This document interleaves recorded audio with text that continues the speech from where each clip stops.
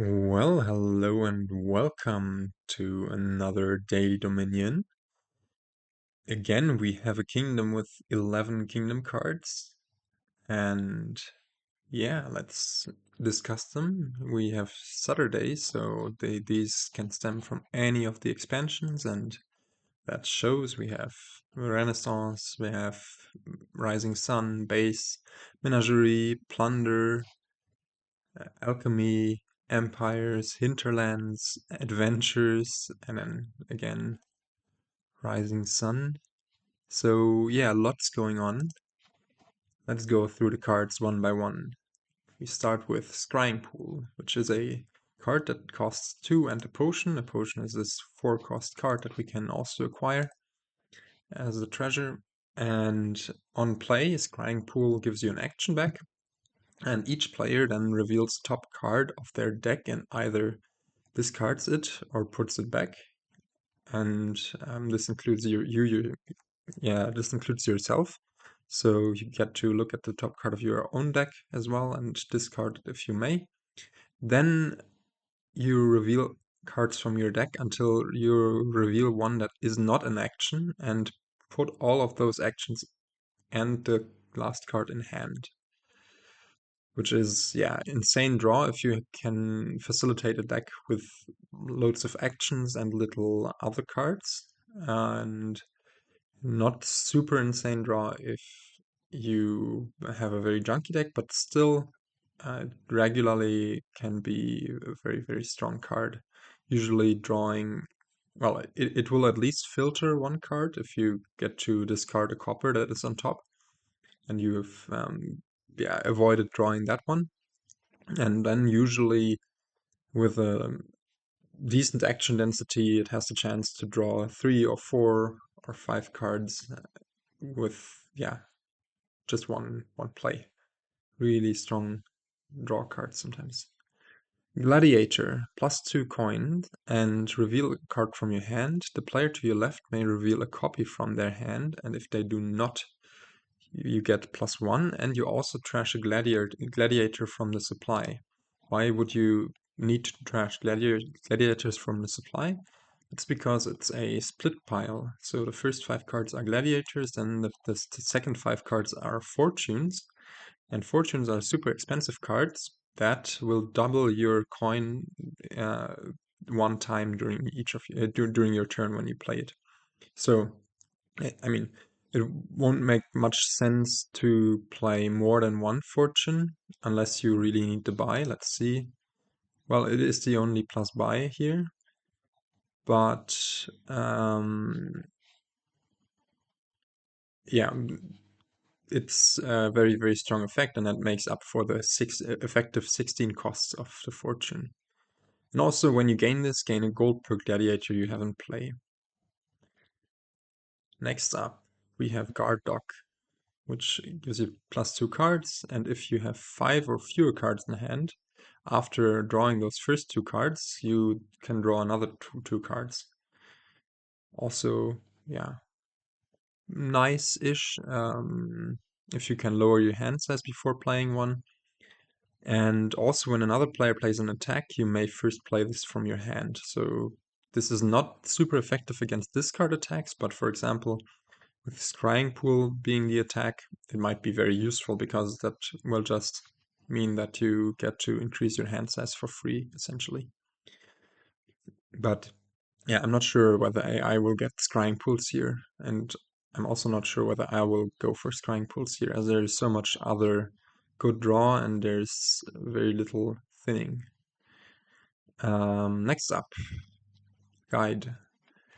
Gives you a card and an action, and you put it onto your tavern mat. That's why it's a reserve type.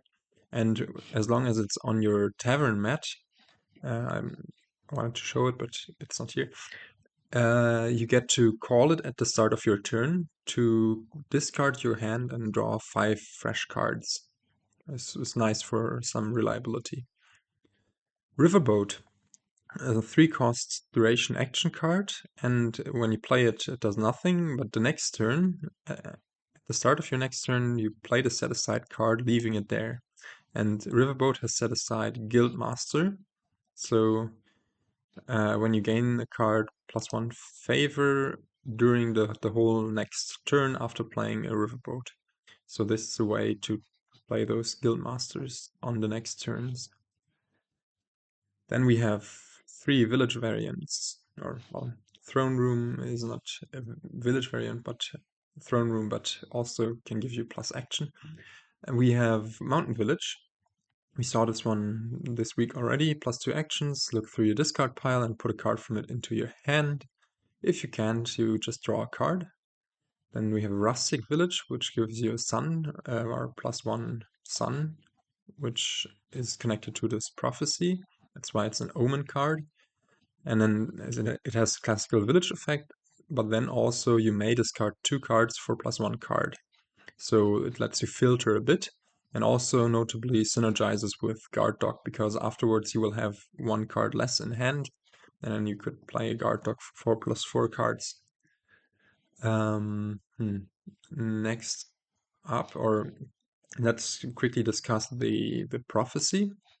The prophecy is the reason we have 11 kingdom cards, because this prophecy on setup added an attack kingdom card pile to the supply, and this has to have been Scrying Pool. So that's the only reason we see this. And the prophecy says after you play an attack card +1 coin, and this will only be triggered once 5 rustic villages have been played. And yeah, I don't think this +1 coin, even that might not make Scrying Pool super enticing. It's just a lot of other good stuff going on. Let's see. Then we have Throne Room. You may play an action card from your hand twice, which is a village effect, because if you, for example, play a guide twice, you get +2 cards, +2 actions for playing 2 cards. But also if you Throne Room a Throne Room, you get to double play 2 action cards, even if they're terminal actions, so you have the village effect that way. Displace. Exile a card from your hand, gain a differently named card costing up to 2 more than it. And exile is this mechanic where you put cards onto your exile mat. For example, I can put an estate onto my exile mat using Displace, and then gain a card costing up to 4. And cards on your exile mat will stay there, but still belong to your deck, so you can put victory cards there, and you will score through them at the end of the game. And yeah, you can also discard them from the exile into your discard pile whenever you gain a card with the same name or a copy of the card.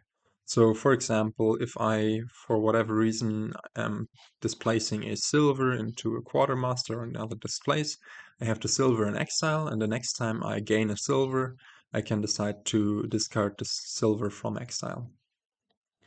Then we have Quartermaster. At the start of each of your turns for the rest of the game, choose one, gain a card costing up to 4, setting it aside on this, or put a card from this onto your hand.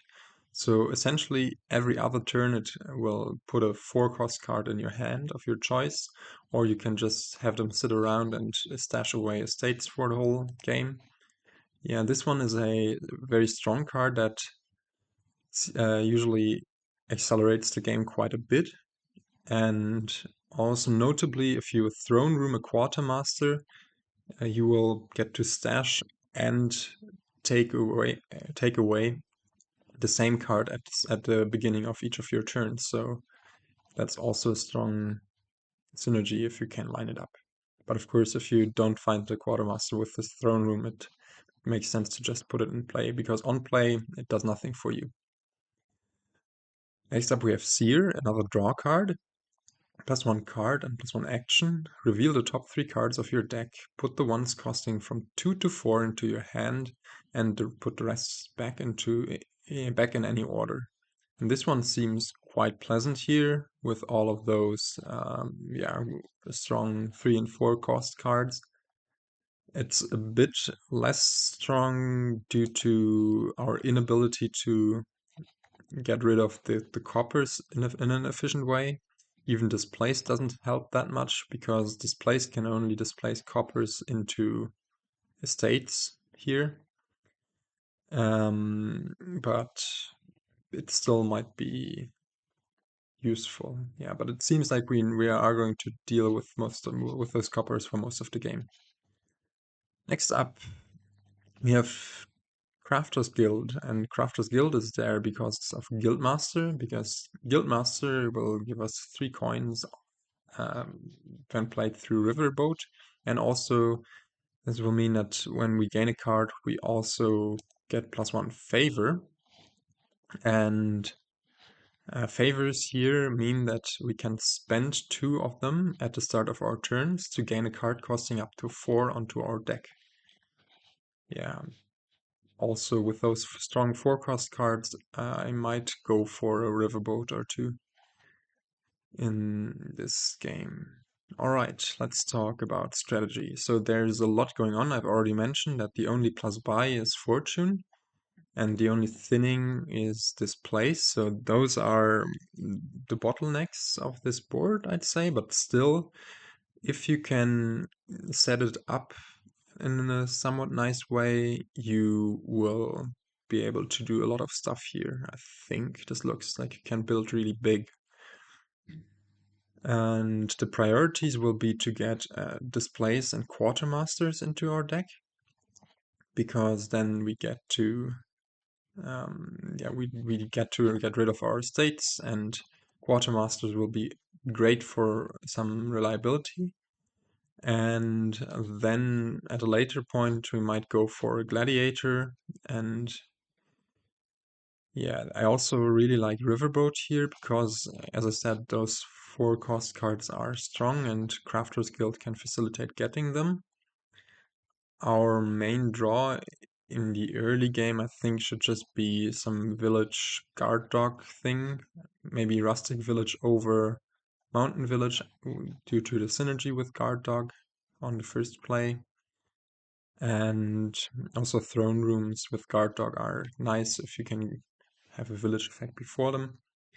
And yeah, let's look at the kingdom plot. There is, well, this very weakish attack, this spy-like attack, where you get to discard the opponent's good cards with scrying pool sometimes, but it's not super relevant. Yeah, there's lots of draw and village, as I said, gain in fortune, displace, and crafter's guild, and quartermaster, of course. And yeah, so lots of nice stuff. Opening wise, on the 4-3, I'm actually not super sure what to go for. I think I like putting in a riverboat, and I think I'll just go riverboat silver. On the 5-2, I would for sure just pick up a quartermaster and be quite happy with it. But yeah, our goal is to hit 5 a lot. Riverboat silver has the risk of clumping up the money on just one turn, but I think that is okay. Another consideration would be guard dog silver to get through the shuffle a tad quicker, but guard dog might later be a bit annoying. Yeah, this is weird because the decks are going to be junky. So I'm really unsure what to go for here. Yeah, we do want to hit 5. Actually, the guard dog silver opening will help us to hit 5 more than the riverboat one. But the riverboat one might allow us to put another 4-cost card in early. Ah, yeah, it's not super clear to me what's better here. Let's go for the riverboat can also miss the shuffle and be sad that way. Let's go for guard dog silver. AI goes for the gladiators. And we do find the guard dog immediately. Now, do we want to go for Quartermaster or Displace here? Let's say we go for the Quartermaster. Next turn we're going to hit 3, so that's not super great. Just going to pick up a guide to get through the shuffles a bit quicker. Now we auto-revealed this estate for the AI, so it didn't get to get +1. Yeah, I'm turning off the autoplay because it might be of use to not reveal our card to have the AI trash a card later. And I think now we can put in a Riverboat. I'm not going to play this guard dog as it's 50-50 to just draw the Quartermaster dead. And I'm going to put in a Displace here. Now we do draw this Riverboat at an inopportune moment, but that's okay. Of course, we would have loved to play it. But now we can start to stash away a rustic village, because next turn we are also going to find the guard dog in there. Displace this into another rustic village, I'd say. Could also have been a throne room, and now let's put in a bit more draw into the next shuffle. Here we get to pick up this rustic village and get to reveal the guard dog to block AI's gladiator. We do not want to discard, as this is quite a nice hand. We even get to see 2 of the rustic villages to activate this guard dog. That's really good. And now, unfortunately, the riverboat is down there. But yeah, that we cannot do much about this. Let's just put in another rustic village. Draw the riverboat dead, I guess, because it's not super great to have in our starting hand next turn. And put in another Quartermaster. Nice, we find it here, and also we find Rustic Village Guard Dog. Yeah, we get to... Yeah, let's reveal this copper, as we don't want the AI to pick up the fortune yet. It already provinces, which is scary. It does have 1 Quartermaster in play. Let's now pick up a Rustic Village again. Right, yeah, that's good. We get to activate this guard dog. Oh, and again we do not draw, so that's the real that we do not draw another of our 2 rustic villages. That's the big problem with those junky decks. I would have loved to put put a riverboat into play here. But I'm going for, call me crazy, but I'm going for yet another Quartermaster to, yeah. Now, of course, a guard dog would have looked better here, but we might get to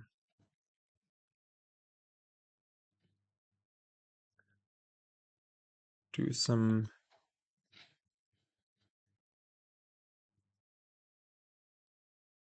good stuff here. Let's not discard to this guide. Decline this. Now put in another guard dog into this shuffle. Draw as much as we can. And do we want to try to draw something else here? Or just put in this 3rd Quartermaster and say, okay, this is going to be enough reliability to now I wish I had put away a rustic village instead of a guard dog.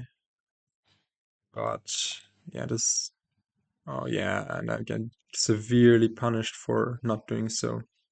This is really bad. This is really, really bad.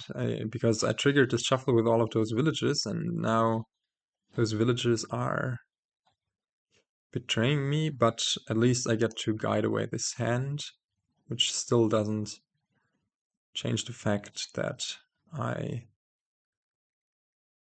only find a guard dog in here. Let's tuck away a few of those good cards. Wait, look, let me actually tuck a throne room with the guard dog and tuck not a throne room here, but rather a village. Tuck a throne room here and another guard dog maybe.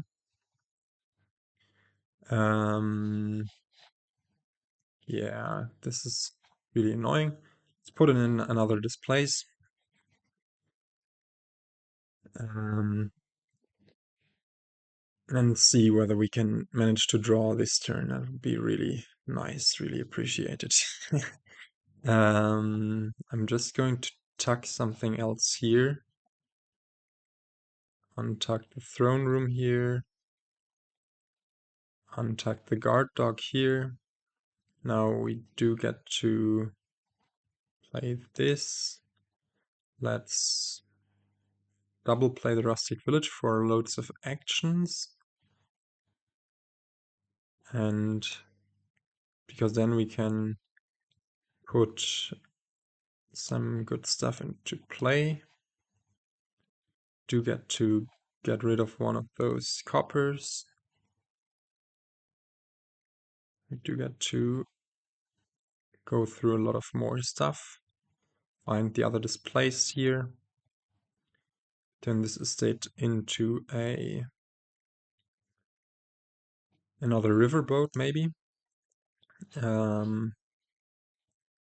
Yeah, and now slowly we're getting to a point where we get to do stuff.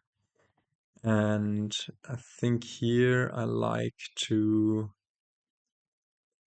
just put in either some more draw and sear or some more payload in Displace. I think let's go for the sear. Now here we might guide away this hand as it just contains one village and junk otherwise. The AI is now going for... Well, now we can also always reveal again, because that won't matter anyways. But from now on we are going to consistently have this Crafters Guild to our availability as well. Yeah, as I said, maybe guide away this hand. This is a much nicer hand. Untuck this. Tuck another, let's say, mountain village, just to not lower everything all too much. And now we immediately get this Crafters Guild in and get to put maybe another guide on top and untuck another throne room. Here we can just discard, play the guide, play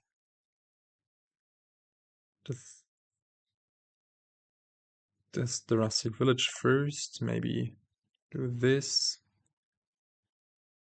We can turn a guard dog into another displace and discard it later. Let's draw 6 cards. I think, well, this here is not going to be great, but I think we want to throne room the rustic village. And we're not going to get down to a super low amount of cards, so let's just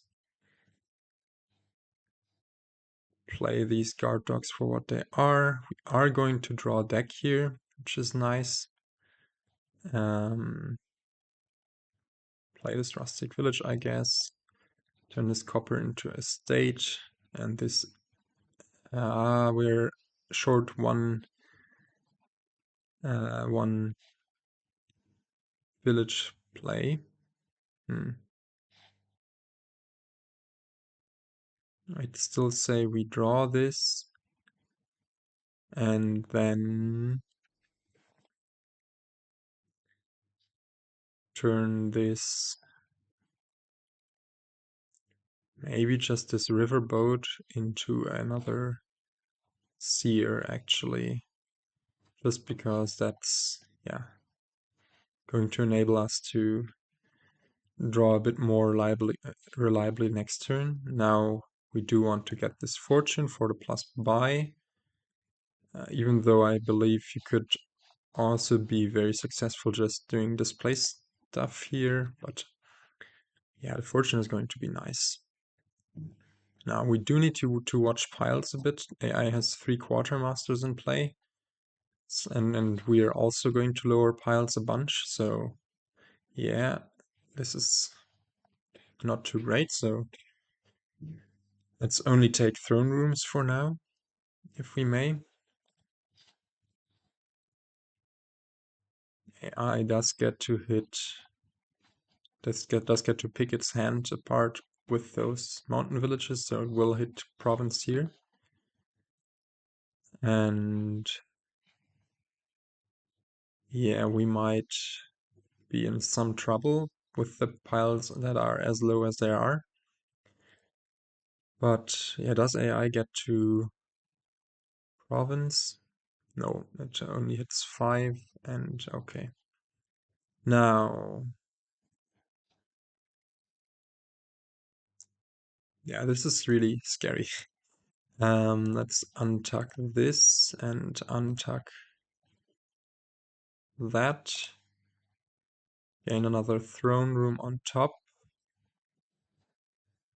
Draw into this and double play the seer. Going to matter that much. But yeah, here we get to play a bunch of rustic villages. Actually, I wonder if we might have had a win already with all of our good stuff, but I'm not going to worry about this too much. I think AI cannot win next turn because it only has 4 gains, right? No, 5 gains with its displace. But there are 6 cards to be gained to win. So we can be a bit chill, but nonetheless, I think this riverboat is not going to matter much. So let's just get rid of it, gain a duchy and an estate here.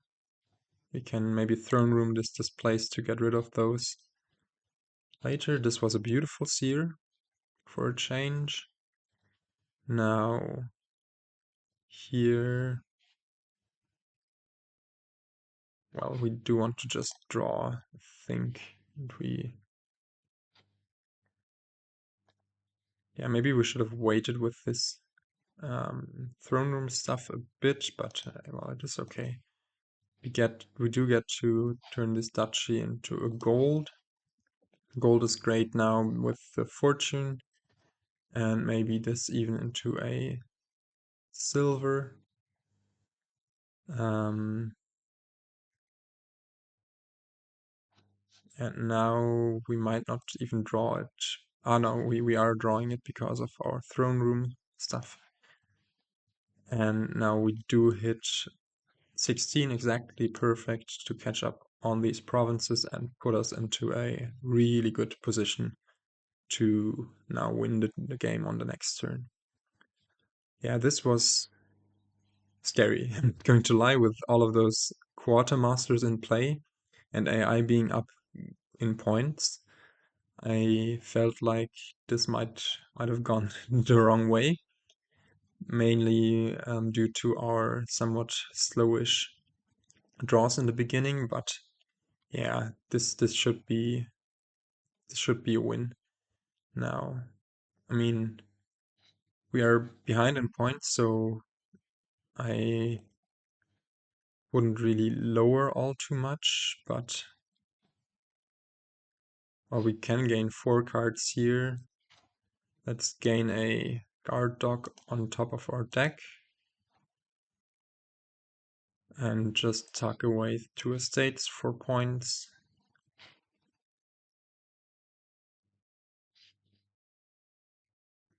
But now we do get to play all of those throne rooms. Double play the guard dog. Get to double play the mountain village. Get to double play the displace. Although, yeah, is this already a win in hand? No, I don't think so. Let's just double play another guard dog. Get rid of those. Double, well, let's keep the throne rooms around for now. Decline that. Draw a bit with our seer. And yeah, this looks like it's a win for sure. We do get to do loads of displace stuff now. Especially, yeah, let's displace this gold into province, this province into gold, discard those from exile. Now we can draw them. We can actually discard those to draw them back up with seer. But yeah, we get to just double displace those golds into provinces and yeah, finish the game in a much more convincing fashion than it felt at times. With almost double the points that the AI has. But yeah, you saw it. It didn't feel that way. I wasn't super confident in the mid game with AI going for this scary Quartermaster stuff. I think we were a bit lucky in the sense that AI got its second Quartermaster in play rather late. Yeah, it only had one Quartermaster until turn 11, and then I got the second one in play only then. But on the other hand, on the other hand, I think we also got a bit unlucky with, well, with these junky decks. I just wondered why there is stuff in the trash, but of course the gladiators are there. In the end, we managed to stash away all of those cards in our exile. And yeah, our main payload wasn't even the fortune, but rather those displaces. You saw it in the end, how I was able to gain those 3 provinces without spending a buck. But yeah, for that to happen, we needed to facilitate a deck that we could draw first. And we needed to be really patient about yeah, how we built it, even in the face of AI lowering like a maniac. In any case, I hope you enjoyed this video. As always, I will try to catch you next time. And yeah, say goodbye here. Ciao.